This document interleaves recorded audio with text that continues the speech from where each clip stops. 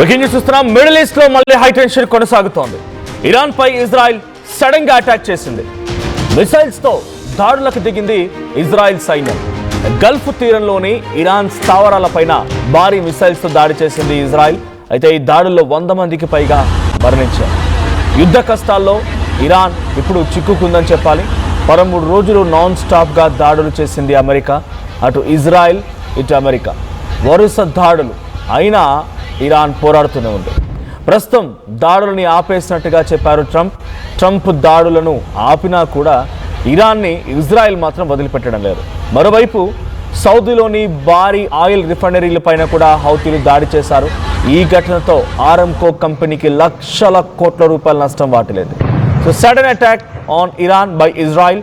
So America మేము దాడుల్ని ఆపేస్తున్నామని చెప్పి డొనాల్డ్ ట్రంప్ చెప్పినా కూడా ఇజ్రాయెల్ మాత్రం ఆపడం లేదు. వాస్తవానికి ఈ యుద్ధం అమెరికా ఇరాన్ మధ్య మరలడానికి గల కారణం ఇజ్రాయెల్ ఏం చేస్తూ ఉండేది, ప్రతిసారి లెబనాన్, సిరియా, ఇక్కడ ఫలిస్తానీ వేరుపాటువాదాన్ని కొంత తొక్కిపెట్టేందుకు లెబనాన్ పై అటాక్ చేస్తూ ఉండేది. లెబనాన్లో కొంత విధ్వంసకర వాతావరణం సృష్టిస్తూ ఉండేది.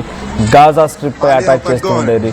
సో ఈ పరిణామాలు జరుగుతున్నప్పుడు ఇరాన్ ఏం చేసిందంటే ఆ గాజా స్ట్రిప్కి అండ్ లెబనాన్ లాంటి దేశాలకి, ప్రాక్సీ దేశాలకి సహాయం అందించింది, సిరియాకి అందించింది.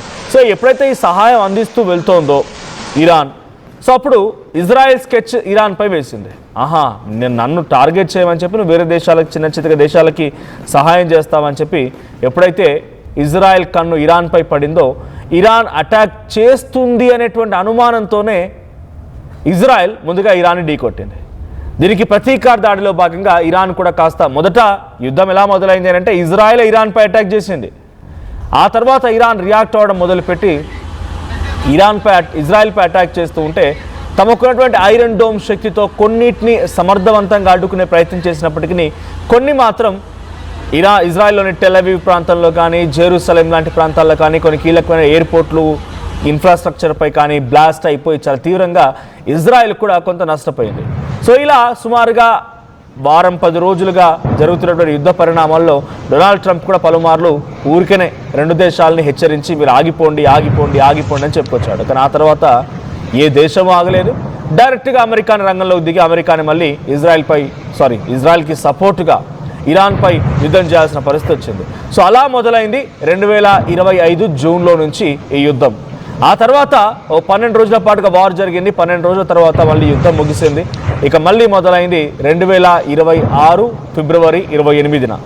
మొదటిసారి అమెరికా, ఇజ్రాయెల్ డైరెక్ట్గా Ali Khamenei, Iran supreme leader Ali ఖమేనీని సుమారుగా కొన్ని దశాబ్దాల పాటుగా 4 దశాబ్దాలకు పైగా ఇరాన్ దేశానికి సుప్రీం లీడర్గా ఉన్నటువంటి అలీ ఖమేనీ టార్గెట్ చేసి కొడితే దెబ్బకి అదే రోజుకి చచ్చిపోయాడు ఆయన. He's dead, he's no more. అంతక్రియలు కూడా పూర్తయిపోయాయి ఉన్నాయి. ఫిబ్రవరి 28 నేను చెప్తోంది. అయితే ఆ రోజు నుంచి వరుసగా ఇక యుద్ధం కొనసాగుతుంది. మధ్యలో ఒక వారం రోజుల పాటుగా సీజ్ ఫైర్ అండర్స్టాండింగ్ పేరుతో, చర్చల పేరుతో మాత్రమే అటు ఖతార్లో, పాకిస్తాన్లో, స్విట్జర్లాండ్లో చర్చలు జరుగుతున్నా అడపాతడపా మిసైళ్లు పడ్డాయి, అడపాతడపా డ్రోన్స్ పడ్డాయి. కానీ నాకు తెలిసి ఒక 4 to 5 days to my knowledge మాత్రమే గ్యాప్ వచ్చింది. ఆ తర్వాత మళ్ళీ భయంకరమైన యుద్ధం మొదలైంది. ఎప్పుడైతే స్ట్రైట్ ఆఫ్ హార్మూజ్ని కొన్ని 2 నౌకలు దాటేందుకు ప్రయత్నం చేస్తుంటే ఇరాన్ అటాక్ చేసిందో, ఆ నౌకల్ని తిప్పికొట్టడంలో భాగంగా ఇరాన్ అటాక్ని అమెరికా తీవ్రంగా పరిగణించి మళ్ళీ మిసైళ్లతో డ్రోన్ ఫెసిలిటీస్ని, మిసైల్ ఫెసిలిటీస్ని, అంటే reserves facilities in the sense అక్కడ ఉన్నటువంటి ఒక గోడౌన్లని అటాక్ చేయడం మొదలుపెట్టింది అమెరికా. అయితే అమెరికా మళ్ళీ ఏం చెప్తోంది, ఇప్పుడు మేము కొంత సైలెంట్ అయిపోతాం, దాడులను ఆపేస్తాం. ఎస్, మేము దాడులను ఆపుతున్నామని డొనాల్డ్ ట్రంప్ చెప్పుకొచ్చారు. కానీ ఇజ్రాయెల్ మాత్రం ఈ దాడుల్ని ఆపడం లేదు. ఇజ్రాయెల్ సడన్గా అటాక్ చేసిన కోస్టల్ ఏరియాస్లో ఉన్నటువంటి పోర్ట్స్ పైన ఇరాన్ దేశాన్ని చుట్టుముట్టే విధంగా ఇజ్రాయెల్ మళ్ళీ భయంకరంగా మిసైళ్లతో విరుచుకుపడింది. సో ఇరాన్ కూడా ఏమాత్రం తగ్గడం లేదు. ఇజ్రాయెల్పై అదే రకమైన అటాక్ దిగడానికి సిద్ధం అవుతోంది. సో ఇటు ఓవైపు అమెరికా, ఓవైపు ఇజ్రాయెల్, మధ్యలో వాళ్ళ ప్రాక్సీ దేశాలపైన, అంటే ఉదాహరణకి యెమెన్ లాంటి దేశంలో ఉన్నటువంటి హౌతీ రెబెలెన్స్ పైన, మిలిటెంట్స్ పైన సో ఆయన చాలా భయంకరంగా మళ్ళీ దాడులు చేయాల్సి వస్తుంది. ఇక్కడ సౌదీలు కూడా, సో సౌదీ దేశం కూడా ఇక్కడ అటాక్ చేస్తోంది. సౌదీ హౌతీలపై అటాక్ చేయడం, ఇరాన్ ఇజ్రాయెల్పై అటాక్ చేయడం, ఇజ్రాయెల్ ఇరాన్పై అటాక్ చేయడం, ఈ 2 దేశాలు ఇజ్రాయెల్, అమెరికా 2 కలిసి ఇరాన్పై అటాక్ చేయడం. So as of now supreme leader Ali Khamenei చనిపోయిన తర్వాత ఆయన కుమారుడు ముస్తఫా ఖమేనీ అక్కడ ఆ పీఠాన్ని అధిరోహించారు. ఆయన కూడా ఇప్పుడు ఎక్కడా కూడా పబ్లిక్లో అందుబాటులో లేరు. తండ్రి అంత్యక్రియలకు కూడా హాజరు కాలేదు. సో రష్యా అధ్యక్షుడు పుతిన్ సంరక్షణలో ఇప్పుడు ఆయన ఉన్నారు అనేటువంటి చర్చలు పెద్ద మొత్తంలో వారం 10 రోజులుగా జరుగుతూనే ఉన్నాయి. సో ముస్తఫా ఖమేనీ లేడు అనేటువంటి వార్తలనే ఇజ్రాయెల్ కానీ అమెరికా కానీ చెప్తుంది. He is dead. తండ్రితో పాటు కొడుకు కూడా చచ్చిపోయాడు అనేది ఈ ఇరు దేశాలు చెప్తున్నాయి. కానీ ఆయన మాత్రం ఎక్కడో సేఫ్గా రష్యా అధ్యక్షుడు పుతిన్ అండర్లో ఉన్నట్టుగా చాలామంది చర్చిస్తున్నారు. సో ఏదేం జరిగినా ఇప్పుడు మళ్ళీ ఇజ్రాయెల్ ఇరాన్పై అటాక్ చేయడం, ఆ దృశ్యాలు మనం చూస్తున్నాం. కోస్టల్ ఏరియా పోర్ట్స్ దగ్గర ఈ అటాక్ జరుగుతోంది. ఈ కోస్టల్ పోర్ట్స్ దగ్గర జరిగేటువంటి అటాక్ని చాలా తీవ్రంగా పరిగణిస్తోంది ఇరాన్. సో ఎన్ని చేసినా, ఎన్ని రకాల కుట్రలు, కుతంత్రాలు, కుయుక్తులు పడినా కూడా డెఫినెట్గా మేము అంతకంతకి అటాక్ సిద్ధంగా ఉన్నామనే ఇరాన్ సంకేతం ఇస్తోంది. ఆ రకంగానే ముందుకు వెళ్ళే అవకాశం కూడా ఉంది. ఒకసారి నిన్న జరిగినటువంటి ఇరాన్ పై అటాక్ని, ఒకసారి ఆ పోర్ట్స్ దగ్గర జరిగినటువంటి సిచ్యువేషన్ ఏంటో చూద్దాం.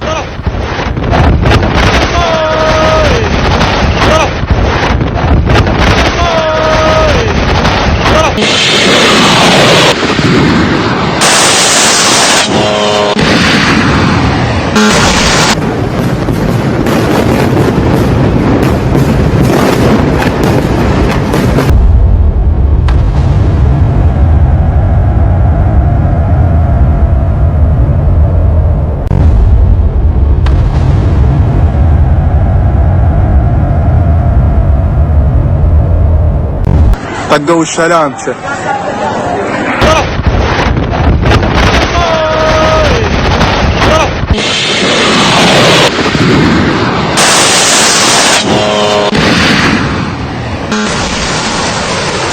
ఈ స్థాయిలో చర్చ జరుగుతోంది. ఇరాన్పై ఇజ్రాయెల్ ఇంకా సడన్గా అటాక్ చేయడమే కాదు, ఇంకా భయంకరంగా కూడా దాడులు చేస్తామని ఇజ్రాయెల్ చెప్తోంది. బికాజ్ లెబనాన్ నుంచి వారికి పూర్తిగా ఒక థ్రెట్ ఉంది ఇజ్రాయెల్కి. సో లెబనాన్కి ఆయుధాలను సమకూరుస్తోంది ఇరాన్. ఇది డైరెక్ట్గా ఓపెన్ సీక్రెట్. చాలా రోజులుగా ప్రపంచవ్యాప్తంగా జరుగుతున్న చర్చ, ముఖ్యంగా ఇజ్రాయెల్ దీన్ని పదే గంటాపదంగా చెప్తోంది. సో ఎప్పుడైతే లెబనాన్కి ఆయుధాలు అంతాయో, లెబనాన్ ఏం చేస్తుందనంటే నార్థన్ పార్ట్ ఆఫ్ ఇజ్రాయెల్కి, అంటే వాళ్ళకి లెబనాన్కి సౌతర్న్ వర్డ్స్లో ఉన్నటువంటి ఇజ్రాయెల్ ప్రాంతం మొత్తాన్ని కూడా తన వైపుగా తిప్పుకోవడం కోసం, తమ ఆధీనంలోకి తీసుకోవడం కోసం, అక్కడ పలిస్తానీల యొక్క వేరుపాటువాదాన్ని సహకరించి పలిస్తానీలను ఒక దేశంగా ప్రకటించడం కోసం ముమ్మరంగా ప్రయత్నాలు చేస్తూ లెబనాన్ అటాక్ చేయబోతోంది. సో ఎప్పుడైతే మిసైల్స్, డ్రోన్స్ లెబనాన్కి ఆర్థిక సహాయం వెళ్తుందో, ఆర్థిక సహాయం వెళ్ళినప్పుడల్లా ఇటువంటి ఒక భయంకరమైనటువంటి దాడికి వీళ్ళు పాల్పడుతున్నారు. సో ఏదేం జరిగినా ప్రస్తుతానికి ఇక్కడ జరుగుతున్నటువంటి అటాక్స్ మరింతగా రిటిలియేట్ చేస్తామని ఇరాన్ చెప్తోంది.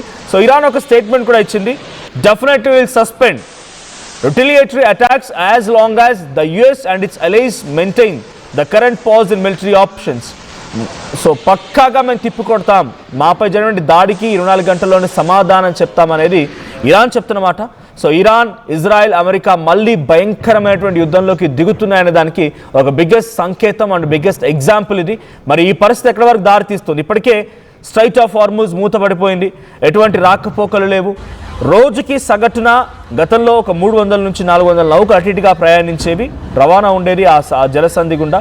కానీ ఇప్పుడు కేవలం 3 నౌకలు అటు ఇటుగా ప్రయాణం అవుతున్నాయి. 3 నౌకలు అంటే 3 నౌకలు అవుతున్నాయి. లాస్ట్ 48 అవర్స్గా సుమారుగా రోజుకి 24 అవర్స్లో 3 నౌకలు మాత్రం అటు ఇటుగా రవాణా అవుతున్నాయి. సో ఇటువంటి పరిస్థితుల్లో ఎటు చూసినా కూడా కొంత భయంకరమైనటువంటి వాతావరణం అయితే ఉంది. మళ్ళీ కొంత సమస్య వచ్చే అవకాశం ఉంది. ఆయిల్ విషయంలో కానీ అనేక రకాలుగా, మళ్ళీ గ్యాస్ విషయంలో కానీ అనేక రకాల సమస్యలు వచ్చే అవకాశం ఉంది. So at the same time ఇటు రెడ్ సీ దగ్గర ఉన్నటువంటి బాబెల్ మండేబ్ని కూడా హౌతీలు తమ అండర్లోకి తీసుకుని అటువైపు నుంచి కూడా రవాణా జరగడం లేదు.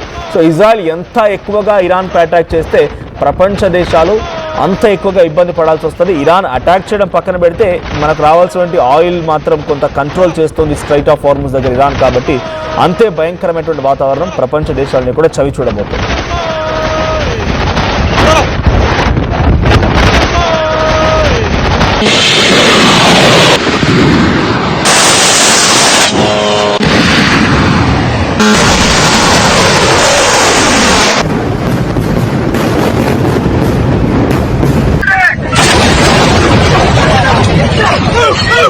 Head for the rail! Keep going! Keep coming! Stand overboard! He's in the water! Throw a ring now! On it! Tournament కి ముందు పెయింట్ ఎలా చేస్తాం?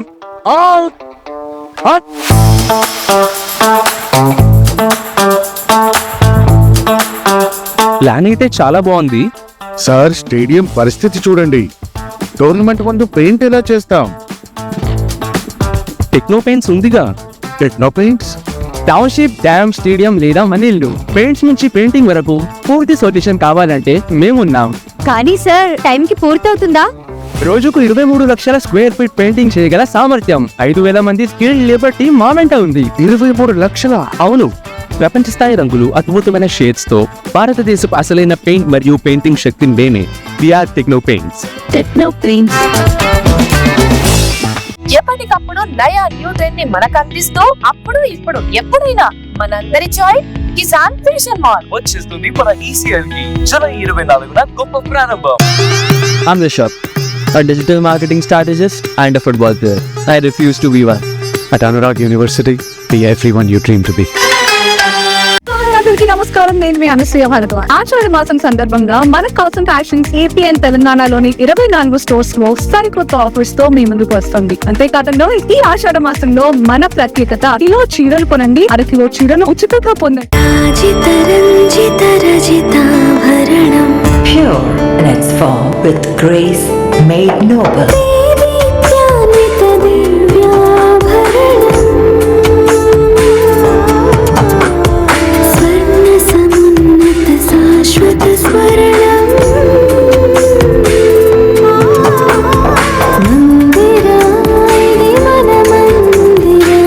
Mandira Premium Silver Jewelry by Manipali. ఏం కొన్నావురా? అమ్మకి 10, అత్తమ్మకి 6, అమ్మమ్మకి 4 కేజీలు చీరలు మావా. అబ్బో, ఇక్కడ కేజీ చీరలు కొంటే 1 కేజీ చీరలు ఫ్రీ అంట. Churidar, men's wear, kids wear 1+1, 2+1 మస్తు ఆఫర్లు ఉన్నాయి. మరి ఇంకా మాంగళ్య ఆషాఢం కేజీ సేల్ అంటే తెలుసు కదా. మాంగళ్య షాపింగ్ మాల్ కేజీల్లో సేల్, టన్నుల్లో ఆనందం.